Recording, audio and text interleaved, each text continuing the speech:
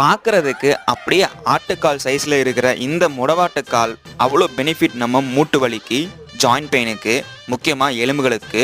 இன்னைக்கு அந்த முடவாட்டுக்கால் சூப்பு எப்படி பண்ண போகிறோம் அப்படின்றத இந்த வீடியோவில் பார்க்க போகிறோம். ஆட்டோட காலை நம்ம எப்படி க்ளீன் பண்ணுவோமோ அதே மாதிரி இந்த கிழங்கோட தோலை நல்லா சீவிட்டு கழுவிட்டு பொடி பொடியாக நறுக்கி இது கூட நம்ம சின்ன வெங்காயம், பூண்டு, இஞ்சி, கருவேப்பிலை, மிளகு, சீரகம், கிழங்கு, 1 டீஸ்பூன் இதெல்லாம் போட்டு நல்லா அரைச்சி எடுத்துக்கணுங்க. மிக்சியில் அரைச்சதுக்கு அப்புறம் பட்டை, ஏலக்காய், கிராம்பு, கொஞ்சோண்டு எண்ணெய் ஊற்றி நம்ம 1 hour கொதிக்க வைக்கணுங்க.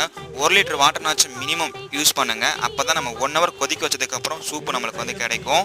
1/2 hour ஹை ஃப்ளேம்லேயும் இன்னொரு 1/2 hour சிம்லேயும் வச்சு நல்லா கொதிக்க வச்சு கொத்தமல்லி போட்டு எடுத்தோம் அப்படின்னா சுட சுட முடவாட்டுக்கால் சூப்பு ரெடிங்க. வாங்க டேஸ்ட் பண்ணி பார்த்துடலாம். நான் இந்த முடவாட்டு கிழங்கு கிலோ 100 ரூபாய்க்கு வாங்கியிருந்தேங்க. நீங்கள் எங்கேயாவது பார்த்தீங்கன்னா கண்டிப்பாக இதை மிஸ் பண்ணாமல்